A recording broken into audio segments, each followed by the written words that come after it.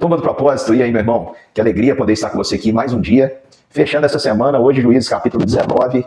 Vamos juntos no nosso propósito. Segunda-feira, estamos terminando o livro de Juízes. Teremos a nossa live aqui. Ainda vou definir direitinho como vai acontecer, irmãos, porque estou para ir para um congresso importante.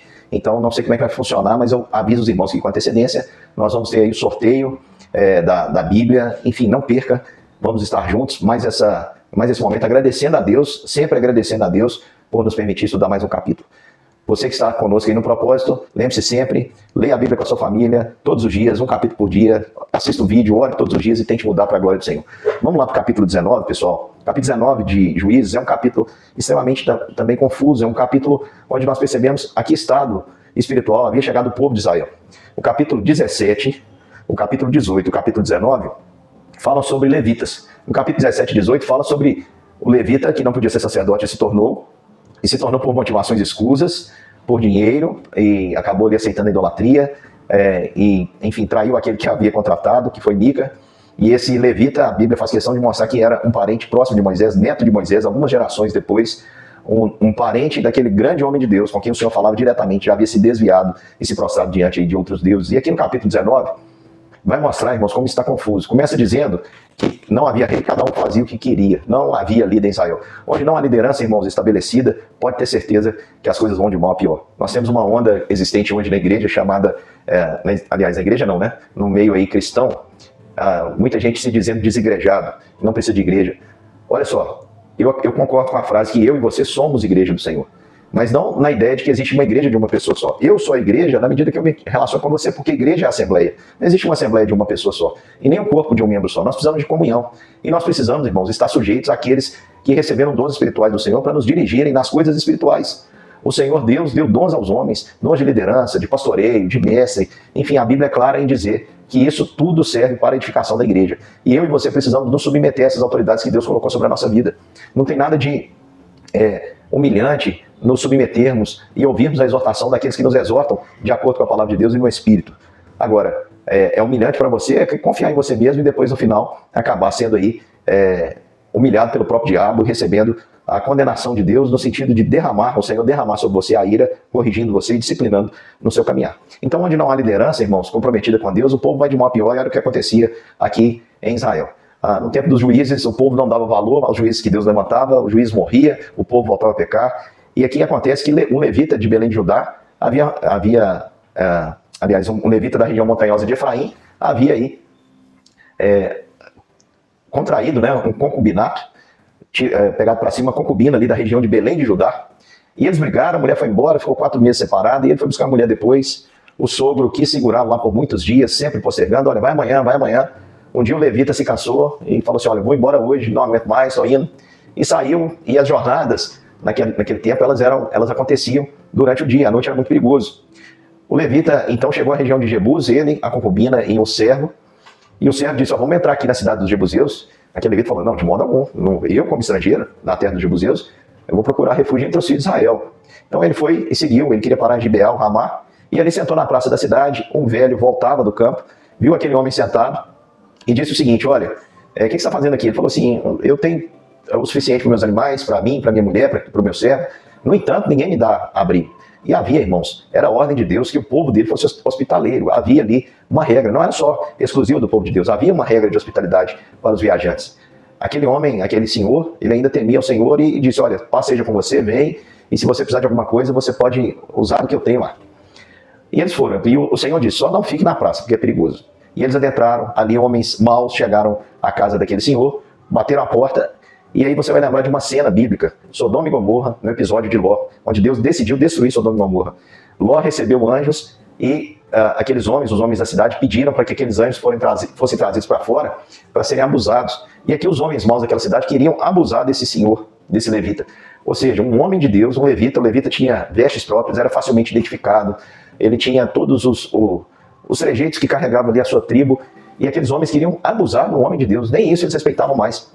Então queria que o levita fosse chamado para fora. Não queremos questionar se esse levita era correto ou não, parece que não era muito, né? Porque ao invés de se casar de acordo com a palavra de Deus, ele estava aí com concubinato, que era algo comum naquela época, mas que não devia ser à luz da palavra, porque o propósito de Deus é uma família. Você aí, meu querido irmão, tenha em máxima honra o casamento. existe uma ideia hoje que se você está vivendo qualquer relação em conjunto, que não é o casamento, está valendo, então nós não temos essa opinião. O casamento é aquilo que é defendido pelas Escrituras. Então, se você não está casado, lute por casar-se, lute por estabelecer essa relação, esse compromisso evidente diante dos homens e diante de Deus, porque esse é o propósito de Deus, que o homem tenha uma mulher e que os dois formem uma só carne, uma só família. A gente percebe isso por quê? Porque existe um preconceito das pessoas disserem, eu já vi muita gente na hora da briga dizer assim, não sou casado com você mesmo. Às vezes tem uma relação, marido e mulher, marido e esposa, normalmente vivem na mesma casa, dividem as contas e tudo, mas na primeira briga, por não terem assumido esse compromisso legal, já dizem, eu não sou casado, é mais fácil e tudo. Então não, meu irmão, nós precisamos lutar por aquilo que a Bíblia diz que é digno de honra, que é o matrimônio. Então preste atenção, aquele homem ali, ele, não queremos questionar o caráter dele, mas ele era um levita, devia ser digno pelo menos de respeito. Aqueles homens queriam abusar dele. O senhor da casa, lembrando dos princípios antigos, era um velho homem, ainda tinha princípios, ele diz, não faça nada com ele está debaixo do meu teto. Era muito sério isso, alguém que está debaixo do seu teto deveria ser seu protegido. Aquele homem chega a oferecer sua filha e a concubina. Aqueles homens insistem, não aceitam, aquele levita leva a concubina dele para fora, ela é abusada, aqueles homens a forçam, a abusam, a espancam até o amanhecer, e ao amanhecer aquela mulher clareia o dia segurando na soleira da porta. O levita sai e diz para ela, levante-se e vamos embora. E a mulher não responde, porque ela havia morrido. Então, aquele homem coloca no jumento, leva para casa, a parte em 12 pedaços e manda um pedaço para cada tribo. E diz o texto que nunca se fez uma coisa dessa, nem viu nada semelhante desde que o povo saiu do Egito. E no final termina assim, pensem nisso e discutem entre si o que se deve fazer. Eu queria usar esse finalzinho, pensem nisso e discutam entre si o que deve fazer. Irmãos, nós estamos vivendo um tempo de confusão tão grande que os cristãos hoje, os cristãos evangélicos, aqueles que lutam pelo evangelho, quando eu quero dizer evangélicos é nesse sentido, que lutam pelo evangelho, que acreditam que o evangelho é o poder de Deus para a salvação dos que creem. Ou os evangélicos hoje se definem, ou daqui a pouco nós não vamos saber mais quem nós somos. Assim como o povo de Israel chegou a uma conclusão tal que você não sabia se você estava no território amigo ou inimigo. Quanta confusão há nos nossos dias, irmãos. Quanta divisão. O fato do levita ter cortado a concubina em 12 partes mostrava o desmembramento do povo de Deus. Já não eram só como eles eram no tempo da dificuldade. O grande problema do homem é que no tempo das bênçãos a gente se esquece de Deus. É por isso que Deus nos faz muitas vezes atravessar desertos longos. Porque quando nós chegamos ao lugar da bênção, irmãos, nós esquecemos com facilidade do Senhor. Poucas gerações depois nós estamos aí apostatando da fé. Como foi o caso aqui, mostrou nitidamente o neto de Moisés, o levita ali, que havia se esquecido completo do seu Senhor e se tornado um sacerdote idólatra. Preste atenção, meu querido irmão, quando nós passamos por dificuldade, nós clamamos ao Senhor, nós buscamos o Senhor, mas quando nós estamos sendo abençoados, nós esquecemos o Senhor com facilidade. Nós nos tornamos egoístas. Como nós temos facilidade de partir o pão nos momentos de aflições, quando estamos passando por aflição, quando estamos sentindo aquilo ali na própria pele, nós estamos dispostos a compartilhar o que temos. A partir do momento que nós conquistamos, parece que nós nos tornamos mesquinhos, egoístas, avarentos, arrogantes, orgulhosos. Queridos, nós não podemos dispor nada para a carne. Essa é a vontade de Deus. Que nada disponhamos para a carne no tocante às suas consciências. Então a gente precisa tomar uma decisão séria num tempo de confusão que nós estamos vivendo. Nós não podemos nos conformar com este mundo, mas nós precisamos nos transformar pela nossa renovação, pela renovação da nossa mente naquilo que é o princípio, a palavra de Deus, para que nós experimentemos a vontade de Deus que é boa, perfeita e agradável.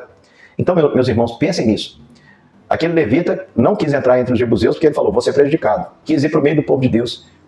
Em tese, ele achava que se sentiria ali seguro. Quantos são hoje os irmãos que falam assim, olha, eu não vou fazer negócio com os de fora, não, vou fazer negócio com os irmãos da igreja, com os meus irmãos da fé, porque eu não vou passar por problema. Eu conheço empresários que, em nome da fé, anotaram, né, fizeram aquela famosa caderneta, anotando materiais de construção para o irmão, esse amigo meu tinha um depósito de material de construção, ele faliu, porque os irmãos deram prejuízo. Ele ficou tão decepcionado que ele falava, olha, nunca mais eu quero mexer com o comércio de jeito nenhum. Preste atenção, irmãos. Eu lembro que quando eu tinha 18 anos, eu estava indo para o seminário, eu fui comprar um terno para o casamento da minha irmã, né?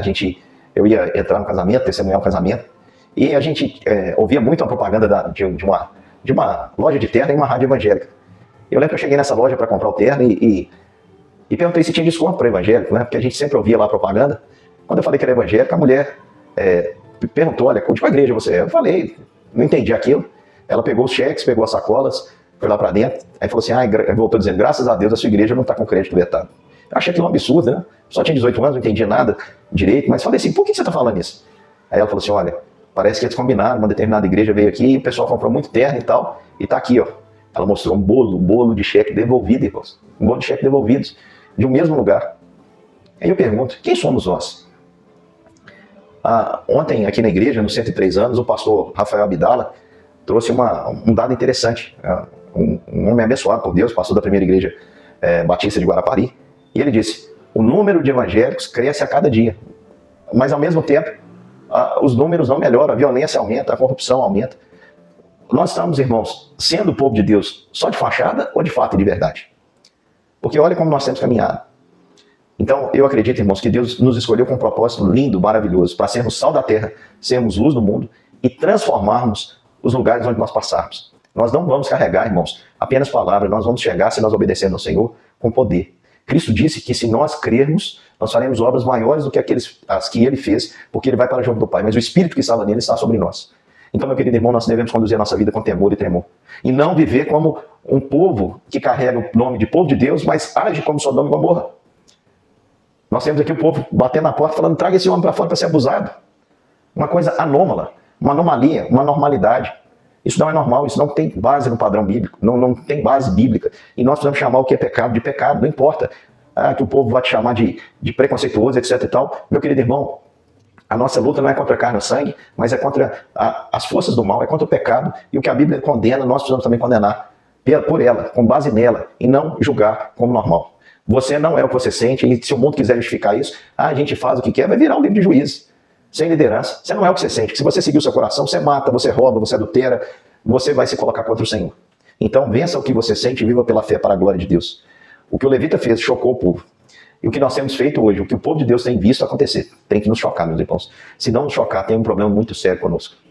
Eu fico parando para pensar, se nós parássemos com as divisões incessatas que existem no nosso meio, você já imaginou? Se ao invés de nós ficarmos disputando quem é maior, quem tem mais destaque, se nós ignorarmos os holofotes, imagina, meu querido irmão, se nós todos nos colocássemos diante de Deus, cada um com a sua característica, assim como as tribos eram diferentes, o próprio livro de Juízes vai dizer que um falava cibolete, o outro chibolete, pequenos detalhes que não nos afastam, que não nos apartam. Mas se nós tivermos o sentimento de sermos um só povo, um só Senhor, uma só fé, um só batismo, se nós lutarmos juntos pela fé que Cristo nos entregou e fizermos a vontade dele, entendermos de uma vez por todas que o rebanho não é meu, o rebanho é de Cristo, e que o reino não é meu, o reino é de Deus, e que a vontade que tem que prevalecer não é a minha, é a de Deus. Meu querido irmão, nenhum inimigo poderá contra nós. Não há terra que nós não vamos poder conquistar. E não há, irmãos, nada que possa parar o avanço do reino do Senhor. Nós veremos grandes coisas acontecendo, tudo isso para a glória de Deus. Meu querido irmão, eu espero que essas coisas te façam refletir. Que não sejamos divididos, mas que nós tenhamos segurança. Eu fico sonhando com os dias em que nós, apesar de termos diferenças, às vezes pequenas diferenças teológicas, pequenas diferenças de costumes e quanto à organização, liderança, que isso não nos atrapalhe de sempre sentirmos à vontade quando estivermos juntos, quando eu estiver em outra tribo, vamos dizer assim, ou quando alguém de outra tribo estiver no nosso meio, se sinta confortado e se sinta realmente que está entre irmãos. É o meu desejo, é a minha oração, e eu creio que é o propósito de Deus também, em nome de Jesus. Até amanhã, para continuarmos estudando aí o livro de Juízes.